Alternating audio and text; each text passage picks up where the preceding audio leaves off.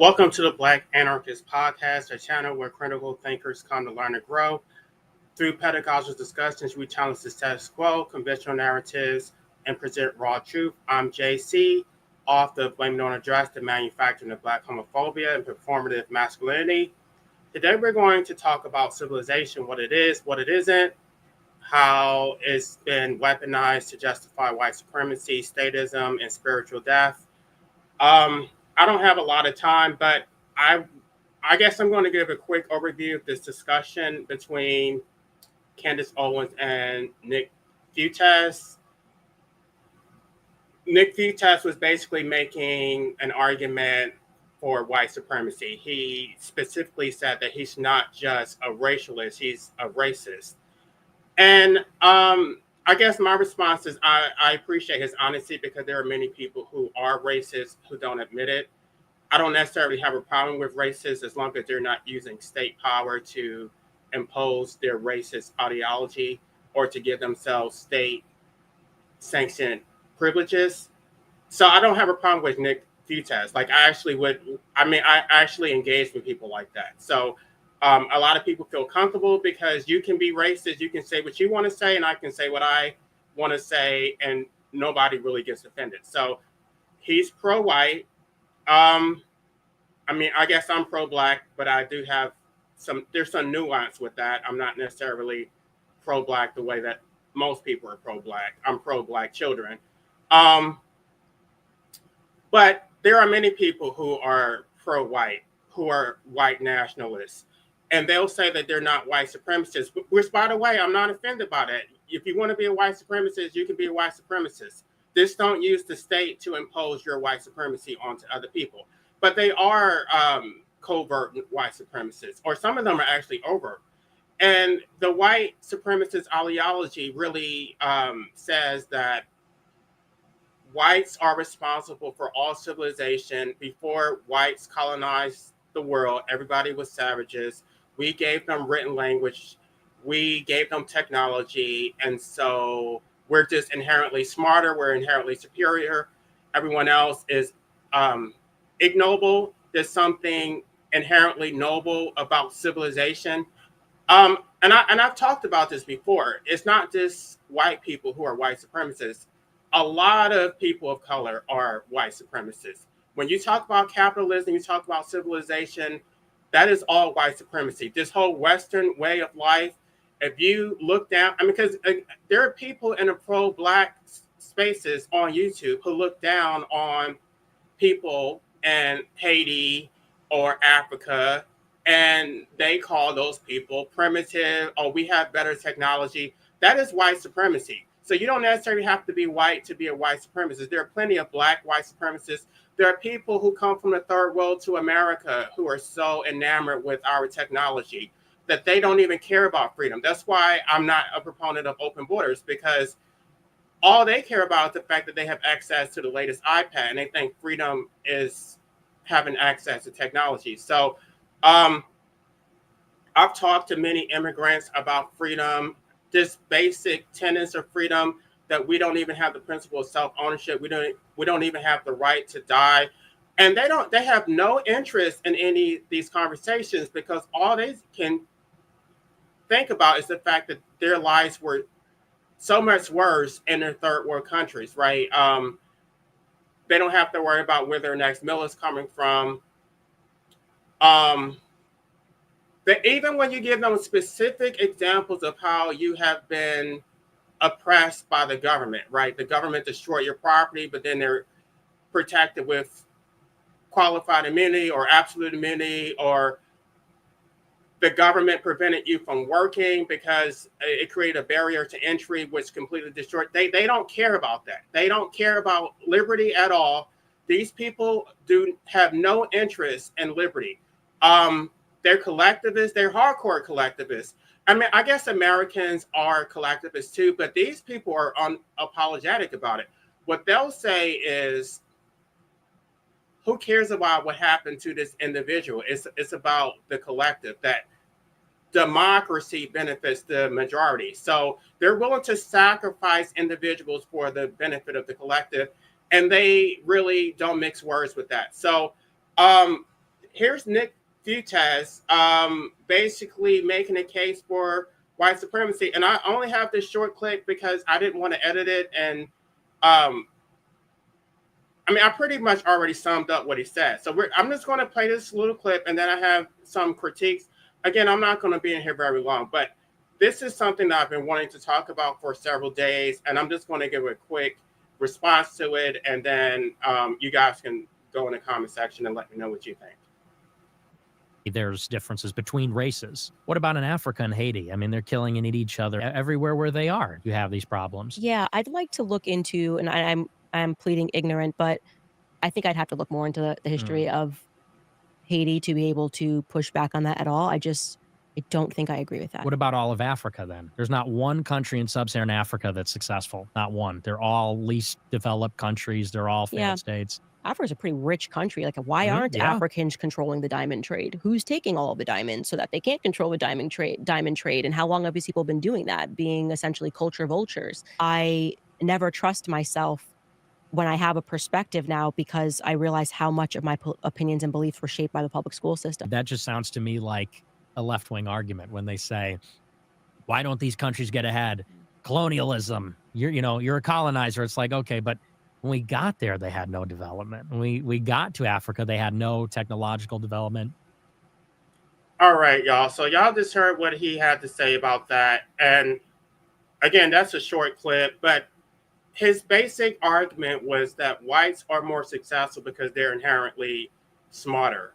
And he doesn't believe that is nurture. He believes that it's nature, that whites are genetically superior. By the way, Nick Fuentes is Spanish and Italian, which Italians are not even purely white. Italians are, they have some African blood in them. So it's not even like he's Germanic. And so her argument was that that blacks are degenerate largely, but it's not because of genetics. It's because of nurture, because of the culture. And he's saying, no, blacks in Africa had low IQ, which is not necessarily true, by the way. There are Africans who have higher IQs than Asians, than Jews, whites. It's completely nurtured. And gosh, she didn't have the right arguments to push back. I should have tagged Candace Owens in this live stream. I can do it later, but I don't know if she'll get it. Because she wasn't using the right arguments, right? He asked her to name one civilized society that was created by blacks, right? That there were, and she was talking about Egypt, and he's like, well, Egyptians are not racially, they're not technically Negro. I guess they're Capoids. I told y'all the three different types of race are Caucasoid, Mongoloid, and Negroid. Well, there's actually an expanded version. And so Northern Africans are actually Caucasoids, even though they have darker skin. And then there's also Capoids, which I guess we can talk about that later. I don't really want to get into it, but he's right. The blacks in sub-Saharan Africa are not the same as the blacks in Egypt. It is a different race, but they're still Africans. But her only pushback was to try to mention the Egyptians. I think she could have made a much more compelling argument. And clearly, Nick Fuentes is ignorant of the history of his own people, because he does not know that the Spanish and the Italians were both conquered by the blacks, right? The Moors. He thinks that the Moors were all Middle Eastern. No, they were African. They had dark skin. I'm not going to do this right now, but I've been wanting to talk about the Moors and how they actually colonized a huge portion of Europe. That his people were enslaved by blacks. His people were enslaved by the fucking Moors.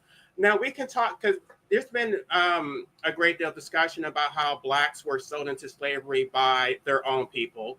That's who we're talking about. It was the fucking Moors. Before they enslaved blacks, they enslaved the Spanish and the Italians.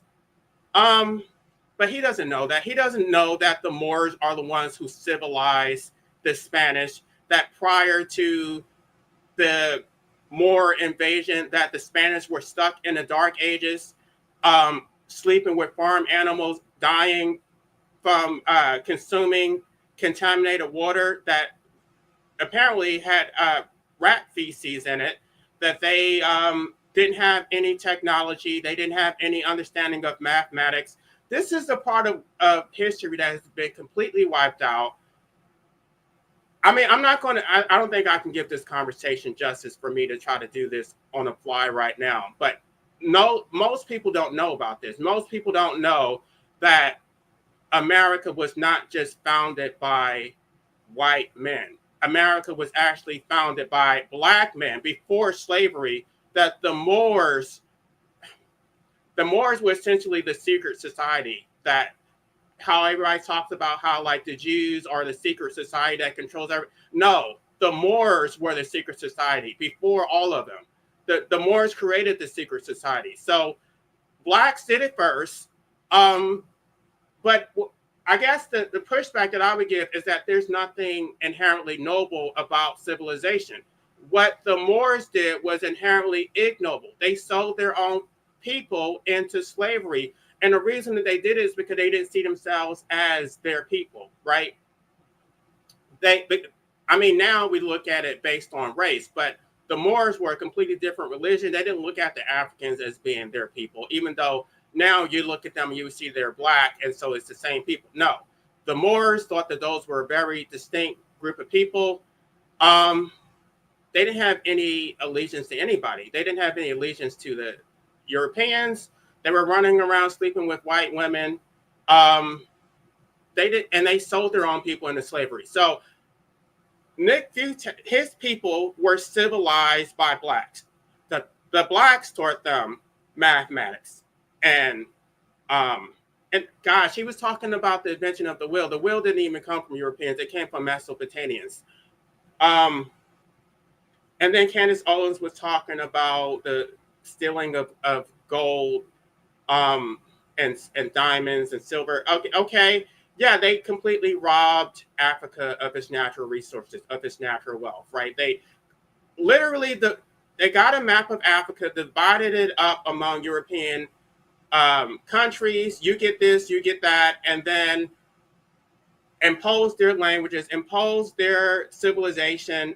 And then afterwards, now that these people are so ass backwards because you impose civilization on them, then you want to talk about how they're so savages and they're so corrupt.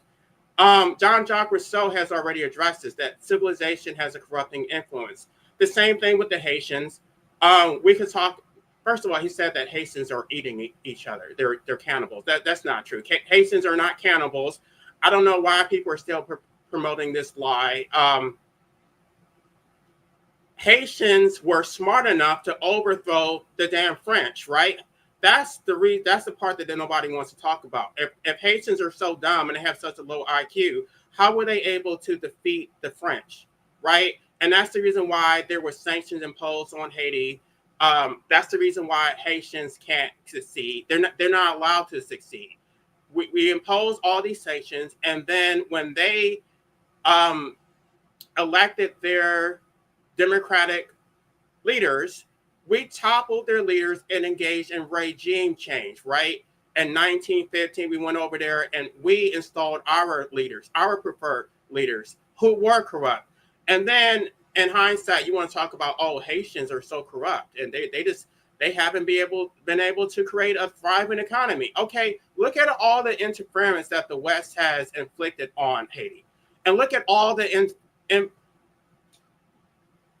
interference that is going on in Africa is mostly economic. That you impose these centralized banking system, you rob them of their natural wealth, you stole their gold, their silver, you stole their land, you corrupted them and tainted them from their natural primitive ways. And this, I guess, this is the part that I really want to address, because then I'm not going to be here very long. People think that civilization is inherently noble. It's not. It corrupts society. The reason that they are corrupt is because they were civilized. They were not corrupt prior to this. He can talk about oh, there was no technological advancement in Africa prior to the white man. That may be true. That may be true. I guess the pushback should be that that was a good thing. We don't need technology. Right now we have technology and we are more controlled now than ever. You have a social security number that follows you from birth, from cradle to the grave. You have a social security number, there's constant surveillance. The government knows everything. Everything is on social media. There's AI keeping track of every detail of your life.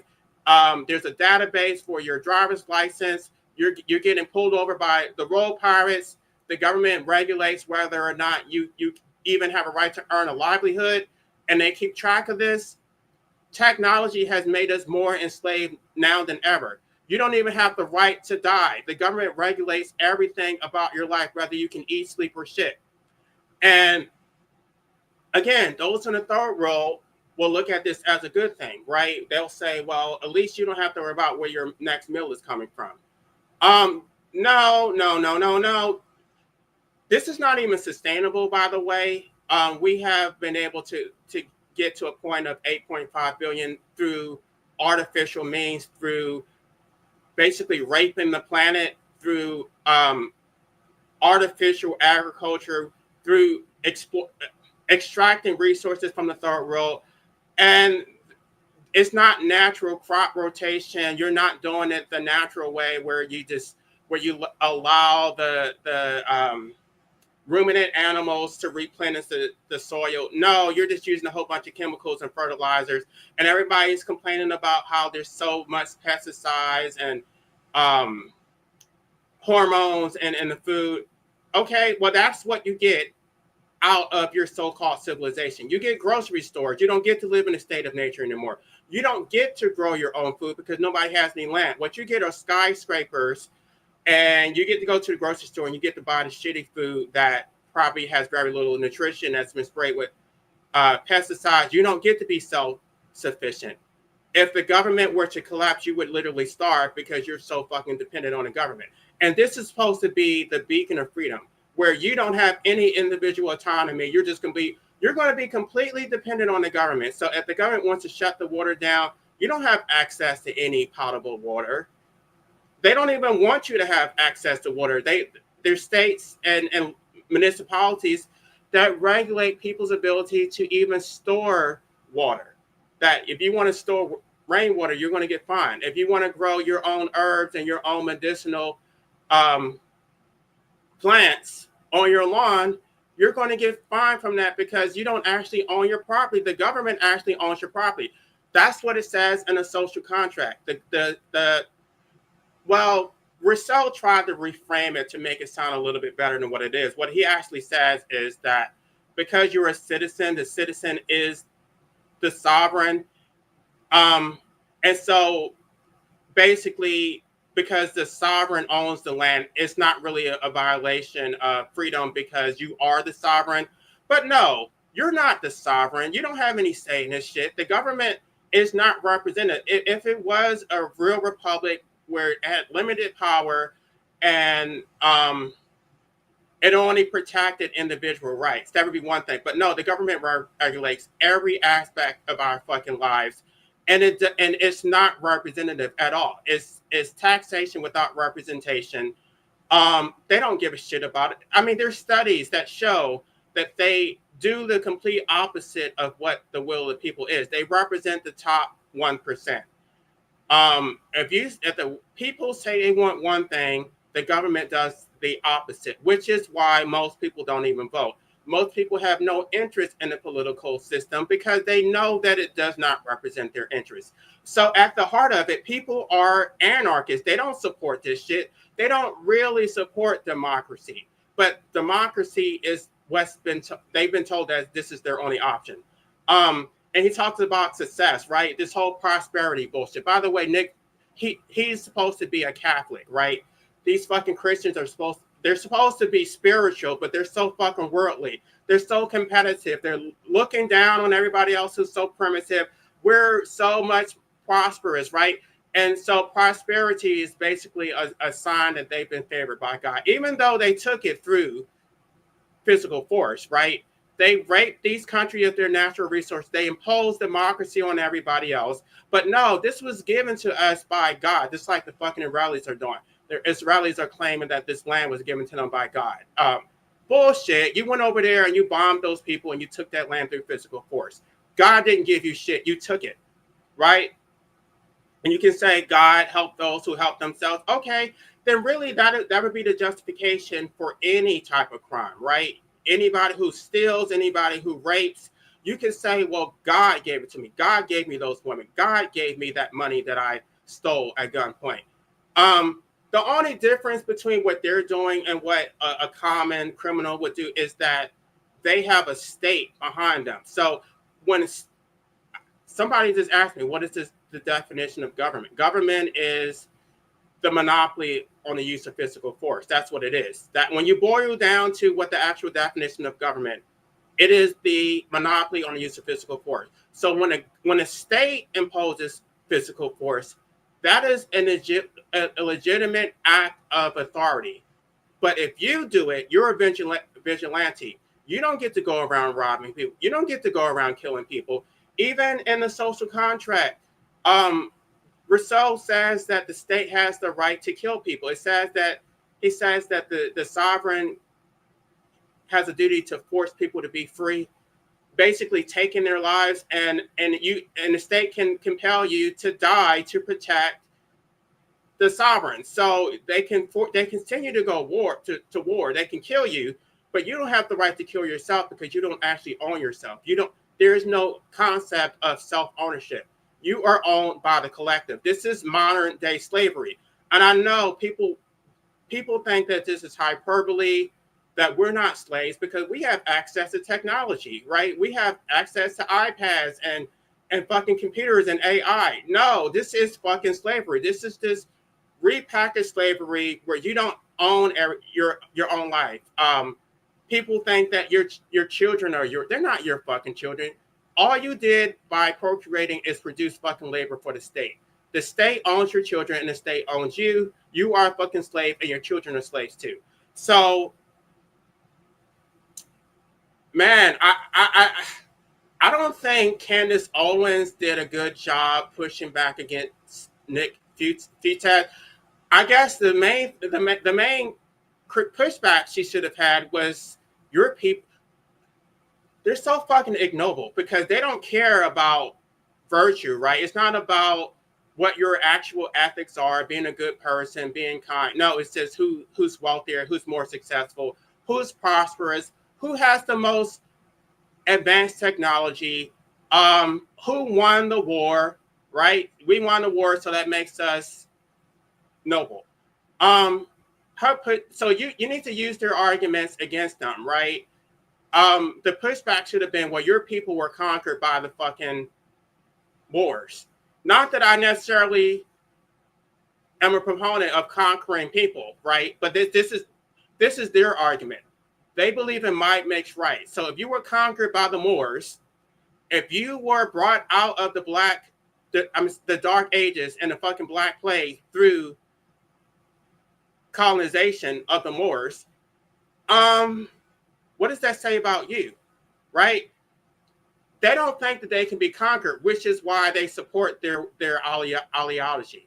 They believe that they're the conquerors and they are going to be the ones at the top in perpetuity. They don't believe that anybody else can ever dominate them. So as long as they're at the top, they support this bullshit. But when somebody does it to them, we don't even have to talk about wars. They don't even like the fact that there's foreign invaders. They don't like the fact that there are more Muslims and Africans pouring into their country. They don't like it.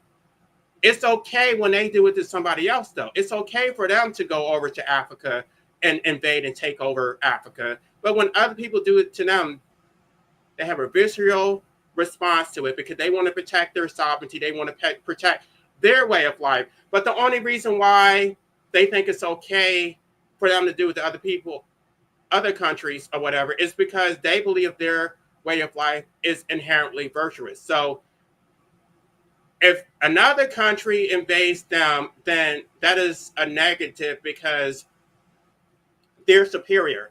They're democratic, they're Christian, and so it's not okay for somebody else to do it to them. But if they do it to other people, it's inherently good because they're civilized, they have democracy, they have technology.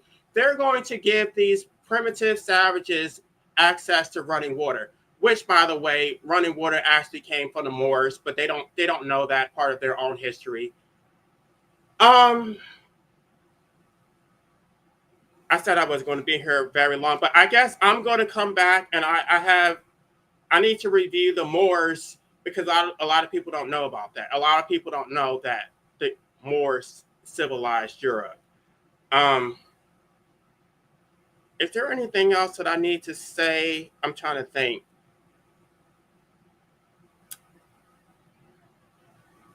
It and what Emma Goodman wrote about, she wrote about how in democracy, all they care about is success, right? It's not about virtue, it's not about ethics, it's the success. How much money did you make?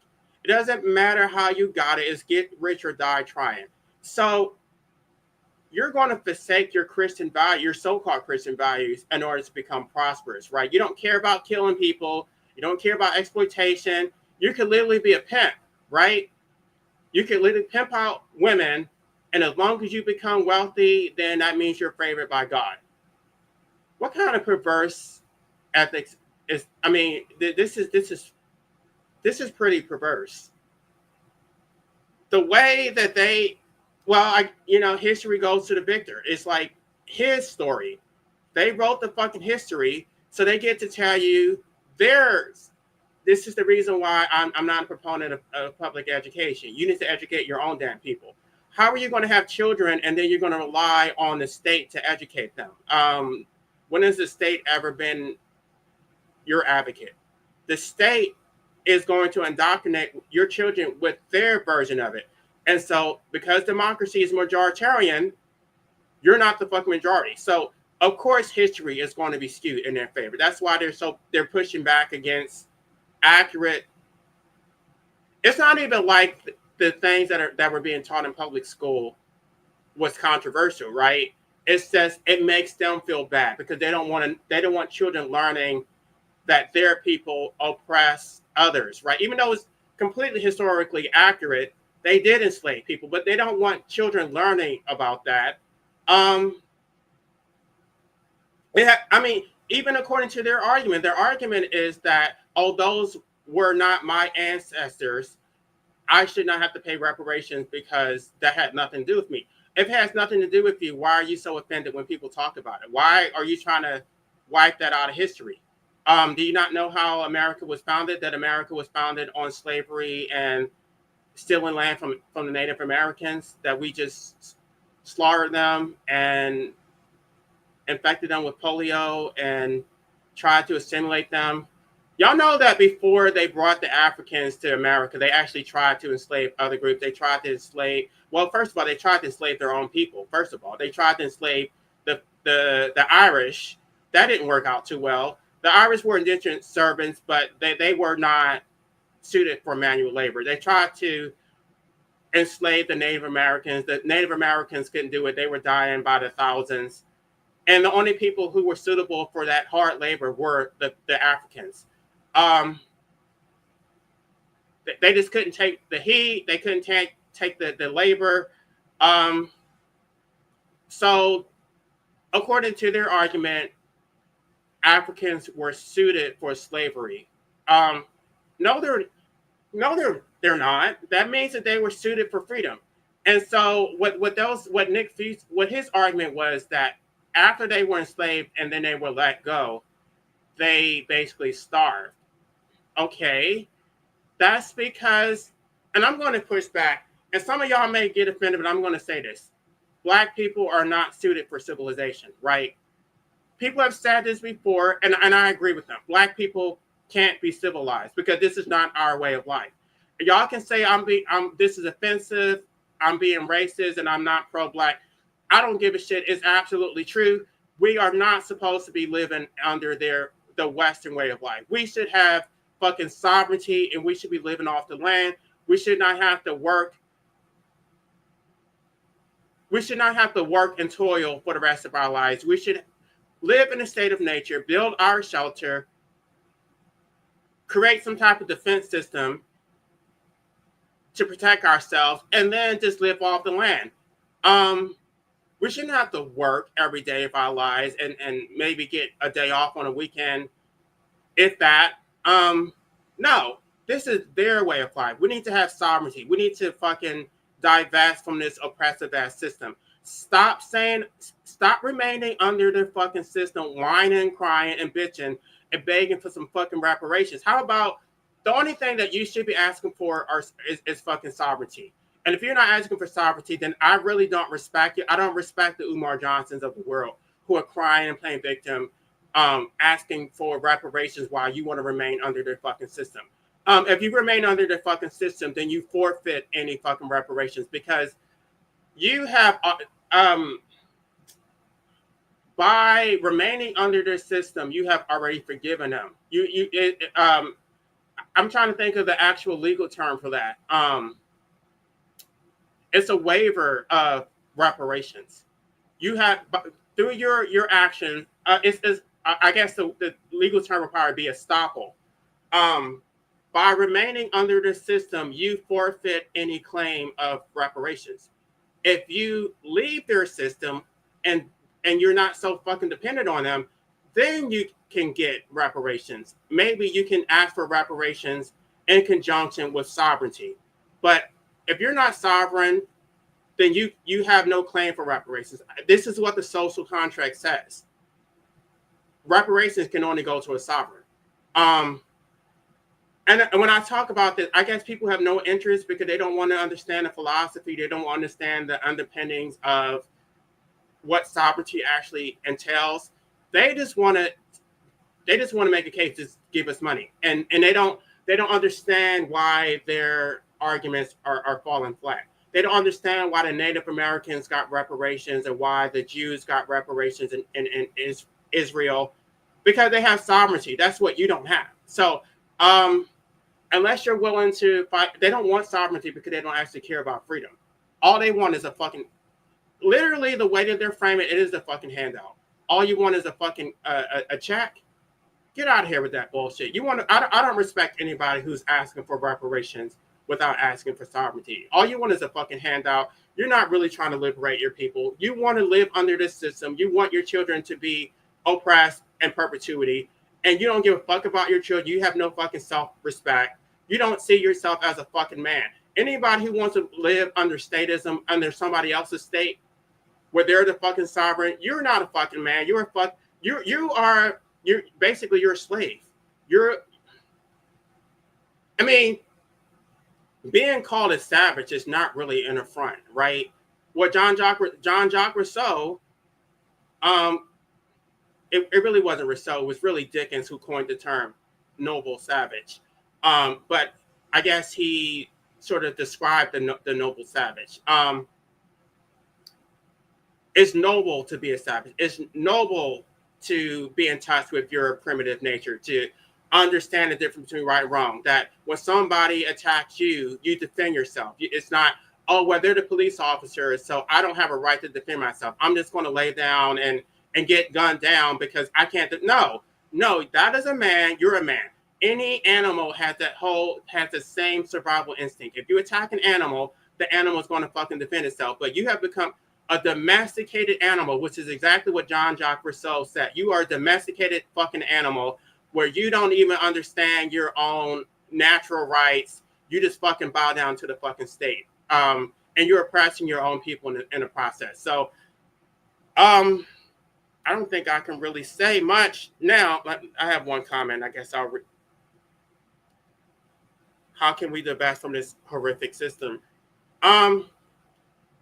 Well, I've talked about it before, but first of all, there has to be a desire to do it, but they're not even talking about it. Closed mouths don't get fed. If all you're asking for is a fucking handout, you're never going to divest. So all you're going to do is lay under their system. They don't.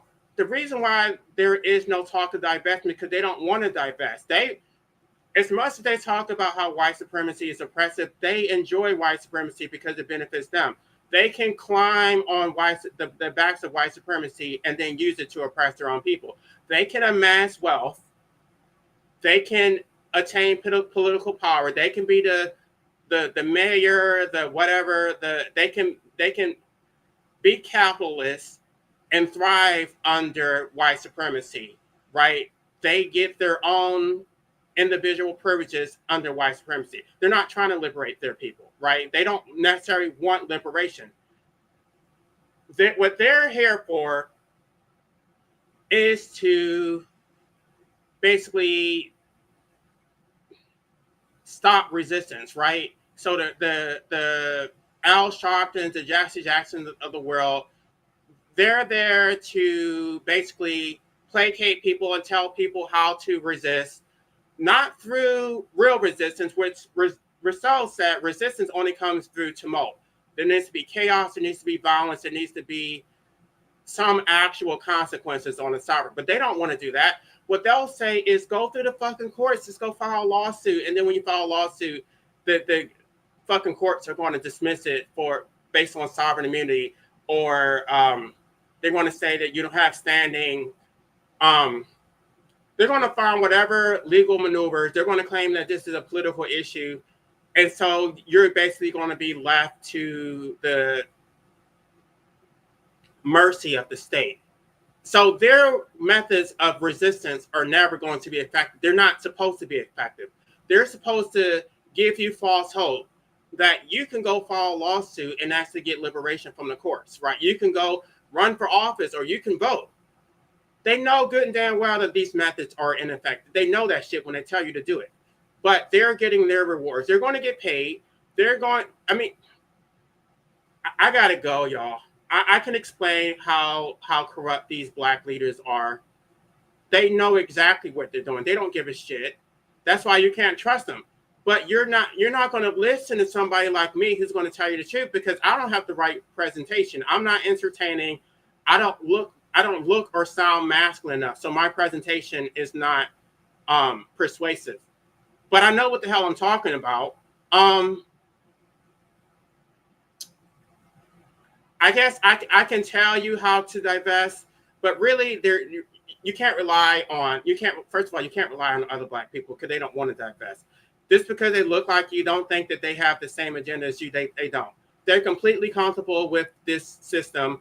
They're going to get some wealth, and then they're going to talk shit about you, how you're so poor and how you're not Christian enough, you're not a capitalist enough. They cling to this fucking system, and they're going to use it to oppress you. So first of all, don't trust other black people, especially if they're successful. Black people do the opposite. You see a successful black person, you think that they're inherently authoritative, that they have some authority just because they're a successful basketball player, they're a rapper, they're a politician. Those are the people you should trust the least. You should trust people who are on your level, people who are in your community, who actually understand what you're going through. Never trust somebody who's successful because they got their success by oppressing their own fucking people. There's no way you can be a fucking billionaire without oppressing people. Oprah is a fucking capitalist. Who else? Obama is a fucking oppressor. Don't trust the fucking Maxine Waters of the fucking world. They're not your friends. They're here to fucking oppress you. And at best, maybe they hope for incremental change. Maybe they can give you some incremental progress, but they're not looking for any sweeping systemic change. They're not. So don't trust them. You need to get organized. You need to have a grassroots approach to this.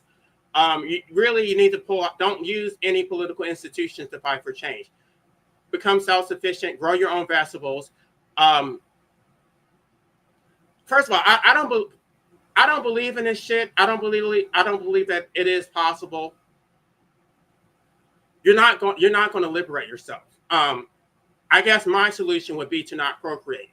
Don't put any children into this fucking oppressive system, because all they're going to do is be oppressed too. And their people are not going to do anything to liberate you. So if something happens to your child, if your child gets fucking thrown into a cage, or whatever they're not the community is not going to do things to protect you, right? There's been cases where the state literally, child protective services literally kidnap somebody's child and the community doesn't do shit. Your children don't belong to you. You don't even own your own fucking life. So the best thing I can say is don't have any children. Aside from that, you can hope for incremental change. Maybe you can grow some vegetables. Maybe you can learn how to purify water. I don't think those are really solutions. Maybe you can form a private militia.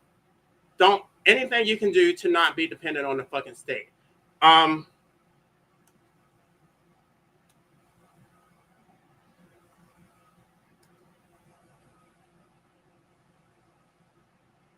Well, I'm a proponent of individual sovereignty. I gotta go, y'all. Yeah, we need no. I guess the point is that I'm not talking about state sovereignty. I'm not talking about even national sovereignty. I'm talking about individual sovereignty. I'm talking about the principle of self-ownership. That you're supposed to have a limited government to protect your individual rights. It's not supposed to be this collectivism where the state and the sovereign tells or dictates what everyone else's will is from the top down. I would say, the only reason why I'm talking about tribal sovereignty is because it gives you some type of collective power. Under their system, they don't recognize individual sovereignty. So you don't have rights, right? The only people who have rights, they talk about states' rights, right? Tribes have rights. So in order to have any individual autonomy, it's through national sovereignty, right? So you can take some sovereignty and then liberate your own people and protect their individual sovereignty. So this is the way that you navigate through their fucking system. You need to have sovereignty. That's the only thing they fucking respect. They respect states. They even respect Indian tribes, but they don't respect individuals. That's what they don't respect. You can say, I am man, I am sovereign. They don't respect that shit. That means that is of no moment to them. They don't give a shit about your individual sovereignty. Who is your fucking master? Go find me your fucking master. You're a fucking slave. What you say as an individual does not matter. So let me get off here. Thank you for listening to the Black Anarchist Podcast. Be sure to like, share, and subscribe. The struggle is real, and the fight for liberation is far from over. Get sovereign or die trying.